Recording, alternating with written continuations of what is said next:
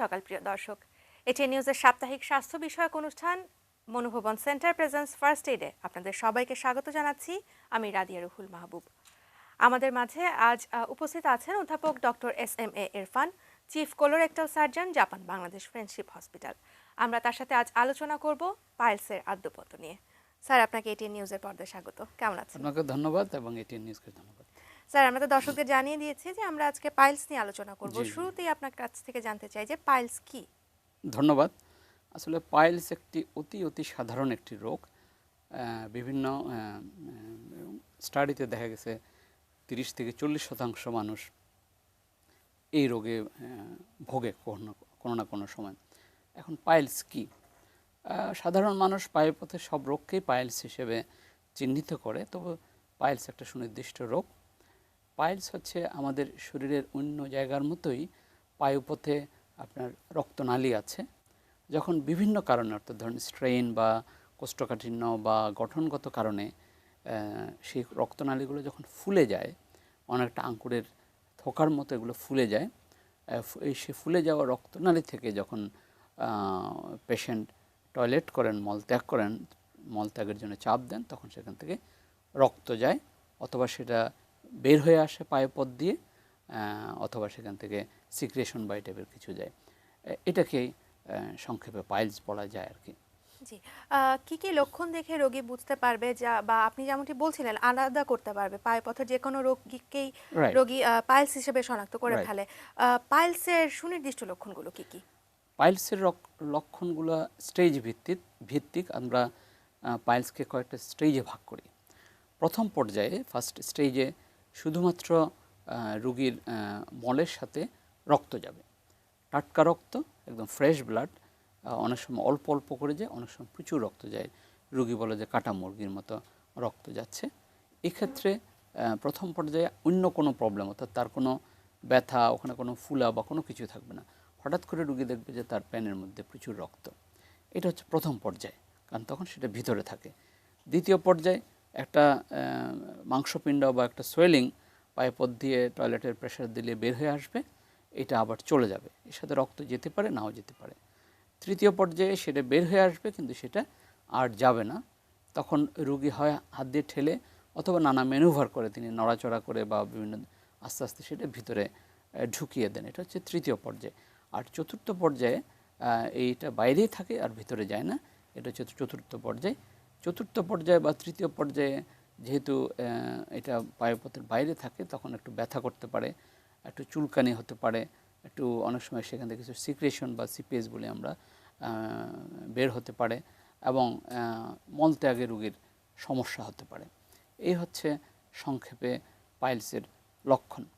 তীব্র ব্যথা কিন্তু পাইলসের সাধারণ লক্ষণ নয়। তীব্র ব্যথা বা বেশি ব্যথা যখন হয় টয়লেটে, তখন বুঝতে হবে এটা অন্য কিছু, যেমন ধরেন অ্যানাল ফিশার বা আদার থিং। জি জি। এই পাইলসের কারণটা কি? পাইলসের কারণ আসলে অনেক, মাল্টিফ্যাক্টরাল বলে অনেকগুলো কারণ। এর মধ্যে একটা হচ্ছে গঠনগত, অর্থাৎ ধরেন যে রক্তনালীর গুচ্ছগুলো যদি যে শরীরের সাথে ওখানে লাগানো থাকে, সেই অ্যাটাচমেন্টটা যদি দুর্বল থাকে, এই জন্য পাইলসের একটা বড় অংশ কিন্তু বংশগত। আচ্ছা। অর্থাৎ বাবার ছিল, দেখা যাচ্ছে ছেলেরও, কারণ এটা হচ্ছে এই অ্যাটাচমেন্টগত কারণে তার দুর্বলতা, ওখানে ওটা চাপ দিলে ওটা ঝুলে যাচ্ছে। জি। আর 2 নম্বর কারণ হচ্ছে স্ট্রেনিং। অনেকেই টয়লেট, অনেকের কোষ্ঠকাঠিন্য থাকে, অথবা কোষ্ঠকাঠিন্য ছাড়াও অনেকে টয়লেটে স্ট্রেন করে, চাপ প্রয়োগ করে বেশি, মনে করে যে টয়লেট ভিতরে রয়ে গেল, মনে হয় সে অনেক বেশি চাপ দেয়। এই স্ট্রেনিংয়ের ফলে পায়ুপথের যে প্রেশার সেটা অনেক বেড়ে যায়, বেড়ে গেলেই এই এখান থেকে হয় ব্লিডিং হবে, নয় ফুলাটা বের হয়ে আসবে।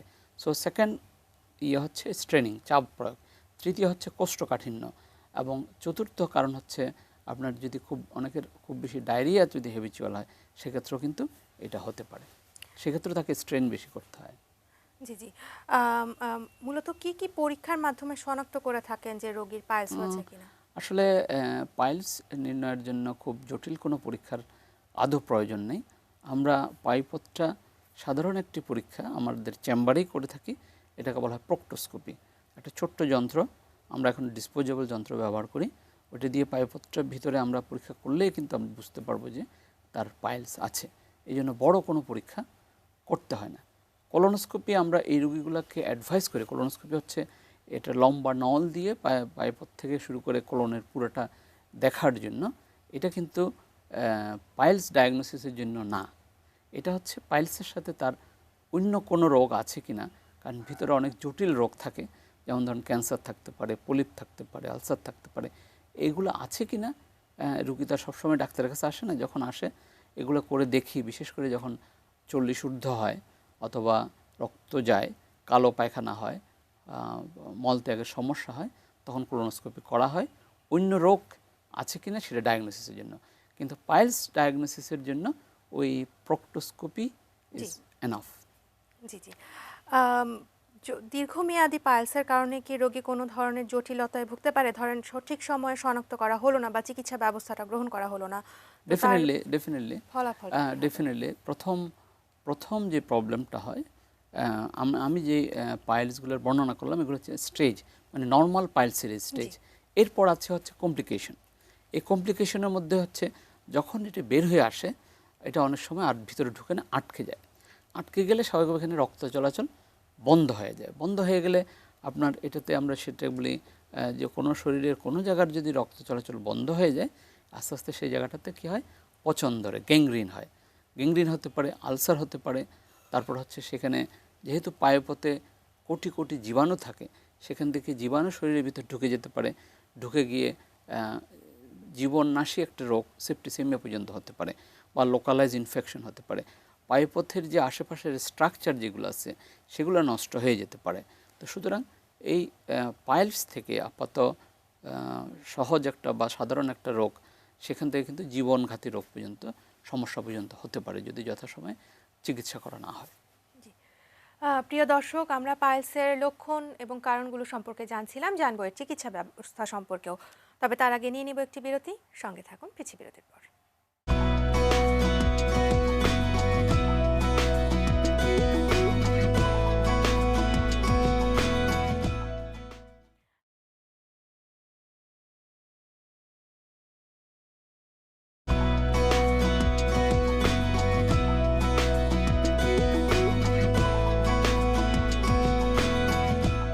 বিরতির পর সবাইকে আরও একবার আমন্ত্রণ মনোভবন সেন্টার প্রেজেন্স ফার্স্ট এইডে। স্যার, পাইলসের বেশ কিছু কারণ লক্ষণ আপনি আমাদেরকে জানাচ্ছিলেন। এবার জানবো সবচেয়ে গুরুত্বপূর্ণ যে অংশটি, চিকিৎসা সেবা সম্পর্কে। ধন্যবাদ।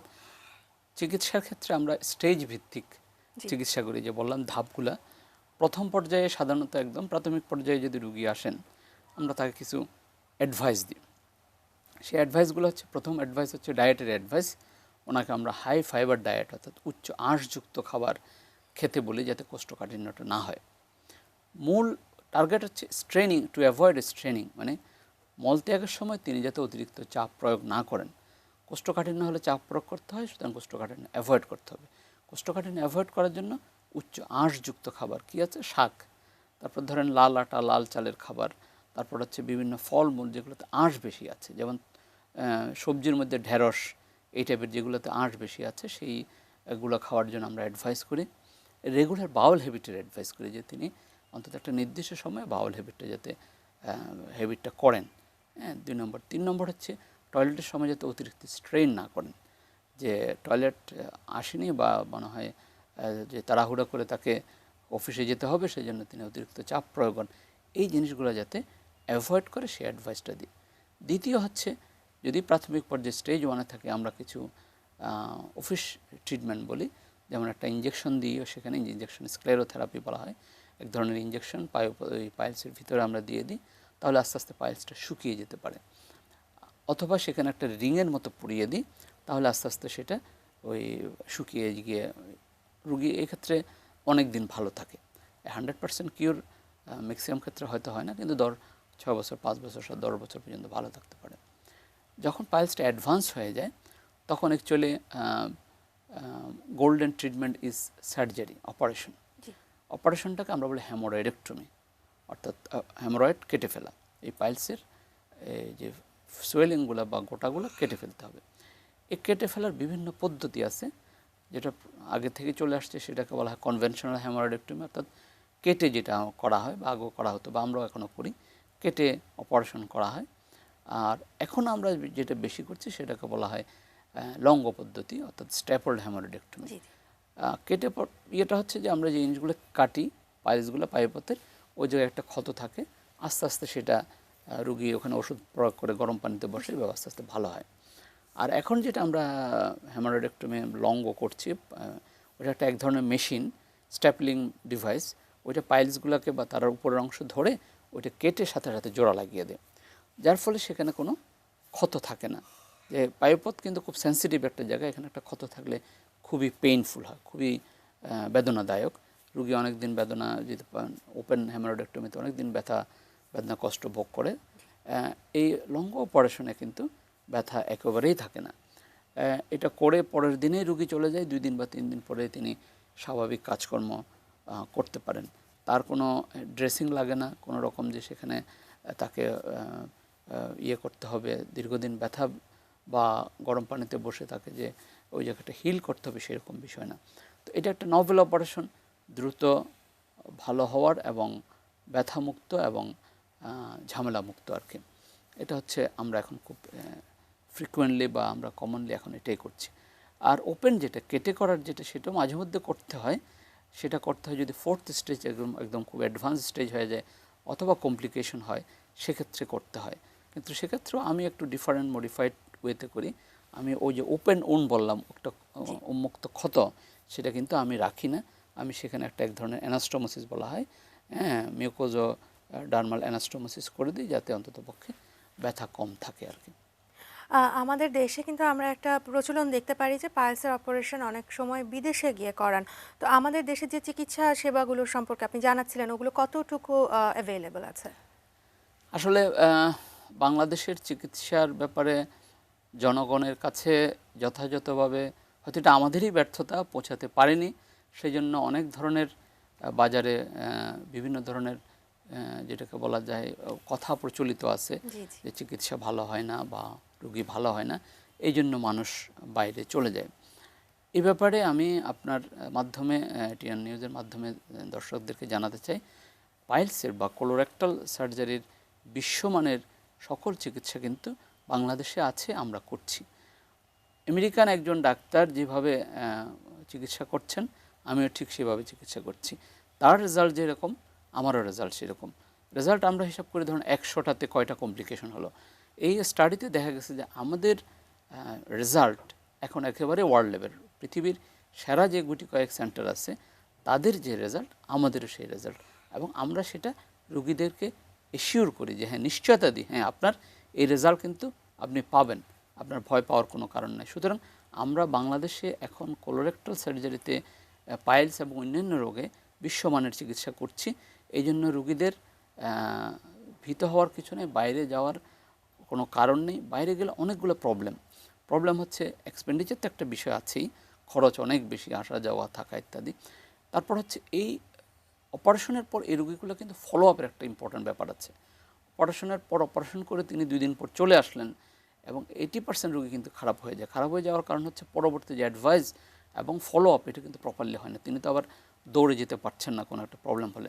আর এই দেশে যখন অন্য ডাক্তারের কাছে যায়, স্বাভাবিকভাবে সবাই একটু হেসিটেট ফিল করে যে ওই রুগীটাকে আবার দেখার জন্য, যে বাইরে। তো স্বাভাবিকভাবেই তিনি কিন্তু ভালো রেজাল্ট আলটিমেটলি পান না। তো সুতরাং এই রুগীগুলো বাইরে গিয়ে আলটিমেটলি ভালো চিকিৎসা করেও ভালো রেজাল্ট পান না। আমাদের দেশে ভালো চিকিৎসা আছে, আমরা সবসময় রুগীদের কাছে অ্যাভেলেবল। সুতরাং এই রোগের জন্য বাইরে যাওয়ার বিন্দুমাত্র কোনো কারণ আছে বলে আমি মনে করি না। জি, অবশ্যই। অপারেশন সম্পর্কে কিন্তু রোগীদের মনে আরো কিছু ভ্রান্ত ধারণা কাজ করে। তো আপনি চিকিৎসক হিসেবে কি কি প্রশ্ন ফেস করে থাকেন রোগীদের কাছ থেকে? খুব কমন যে কমন কোয়েশ্চেন দুটো। জি একটা কোয়েশ্চেন হচ্ছে যে ডাক্তার সাহেব, এই অপারেশন করলে নাকি আবার হয়। জি। জি এটা একটা খুব কমন কোয়েশ্চেন। আরেকটা কোয়েশ্চেন হচ্ছে যে আমার বাবাকে দেখেছিলাম পাইলসের অপারেশন কথা বলার সাথে সাথেই, ওরে বাবা, পাইলসের অপারেশন করব না। আমার বাবাকে দেখেছিলাম, উনি 3 মাস ভুগেছেন, কষ্ট পেয়েছেন। প্রথম বিষয় হচ্ছে আবার হয় কথাটা সত্য, অত আবার সত্য না। সত্য এই অর্থে, আমাদের দেশে কিন্তু পাইলসের চিকিৎসক হাজারে হাজার। রাস্তায় সাইনবোর্ড দেখবেন, সেও পাইলসের চিকিৎসক। সেখান থেকে শুরু করে গ্রামে গঞ্জে যে জেনারেল সার্জন বা এমবিবিএস ডাক্তার থেকে শুরু করে আমরা যারা কোলোরেক্টাল সার্জন সবাই কিন্তু অপারেশন করছি, কারণ রুগী বললাম 30% পপুলেশন ইজ সাফারিং, সবাই সবার কাছে যায়। এখন এক এক লেভেলের ডাক্তারের রেজাল্ট কিন্তু এক এক রকম। আর পাইপথটা এটা খুব সেন্সিটিভ একটা জায়গা, এটা প্রপারলি এটা ট্রিটমেন্টটা না হলে কিন্তু প্রবলেম থেকেই যাবে। তো যার ফলে দেখা যায় যে তিনি হয়তো কোনো জায়গায় চিকিৎসা করেছেন, আবার হয়েছে, তো বলছে যে হ্যাঁ পাইলসের অপারেশন করেছিলাম আবার হয়েছে। এক্ষেত্রে আমার বক্তব্য হচ্ছে, আমার অবজারভেশনে বা আমার নিজের ইয়েতে আমি যে হাজার হাজার অপারেশন করেছি, সেখানে আবার হওয়ার অর্থাৎ রিকারেন্স যেটাকে বলি, সেটার হার বিলো 1%, মানে লেস দ্যান 0.5%। আমি 10 বছরও 100-তে একটা রিকার করেছে এরকম এই পর্যন্ত পাইনি। তো সুতরাং এই জিনিসটা একেবারেই সার্টেন যে যথাযথভাবে যদি অপারেশনটা হয়, এটা আবার হওয়ার কোনো কারণ নেই। এখানে একটা ইম্পর্টেন্ট ব্যাপার আছে, সেটা হচ্ছে পাইলসের সাথে কিন্তু আরও অ্যাসোসিয়েটেড কিছু রোগ থাকে, ওগুলোরও কিন্তু একসাথে চিকিৎসা করে দিতে হবে। যেমন ধরেন আপনার পাইপত্র যদি তার সংকুচিত থাকে, ছোট থাকে, ওটাও যদি আমরা যদি ঠিক করে না দিই, তাহলে কিন্তু তার স্ট্রেনিং অর্থাৎ চাপ দিয়ে টয়লেট করার একটা অভ্যাস থেকে যাবে রোগীর, তাহলে পাইলস হওয়ার চান্স থাকবে। সুতরাং এই জিনিসটা ইম্পর্টেন্ট, যেটা অন্যরা হয়তো পারবেন না। এই সবগুলা অ্যাসেস করে রোগীকে পরিপূর্ণভাবে চিকিৎসা করে দিতে হবে, তাহলে 100% এশিওর দিয়ে বলা যাবে যে তার আর হবে না। আর দ্বিতীয় যে ব্যাপারটা যে ব্যথার, এটা তো আপনাকে আগেই বললাম যে বিশেষ করে আমরা প্রচুর রোগী পাই, এগুলো আপনার এই যে বিভিন্ন তথাকথিত পাইলস চিকিৎসক বলে, তারা করে কি, এই পাইলসের মধ্যে এক ধরনের অ্যাসিড দিয়ে দেয়, নাইট্রিক অ্যাসিড। এই অ্যাসিড স্বাভাবিকভাবে একটা করোসিভ এজেন্ট, পুড়িয়ে ফেলে আর কি। ধরুন কাউকে যদি অ্যাসিড মারে, যেমন মুখ পুড়ে যায়, এরকম পায়ের পথে যখন অ্যাসিড দেয়, এই পাইলসের এগুলো পুড়ে যায়, পুড়ে গিয়ে তার আস্তে আস্তে ব্লিডিংটা বন্ধ হয়ে যায়। কিন্তু বন্ধ হয়ে গেল, তার ওখানে ব্যথা বেদনা এবং তার ওখানে ইনফেকশন দীর্ঘমেয়াদী, যার ফলে তারা বলে যে পাইলস ভালো হয় না। জি স্যার, আপনাকে অসংখ্য ধন্যবাদ আমাদের মাঝে উপস্থিত হয়ে পাইলস সম্পর্কে বিস্তারিত আমাদেরকে জানানোর জন্য। ধন্যবাদ আপনাকে। প্রিয় দর্শক, এই ছিল আমাদের আজকের আয়োজন। আগামী পর্বে আবারও নতুন একটি বিষয় নিয়ে হাজির হব আপনাদের সামনে। সে পর্যন্ত ভালো থাকুন, সুস্থ থাকুন এবং এটিএন নিউজের সাথেই থাকুন।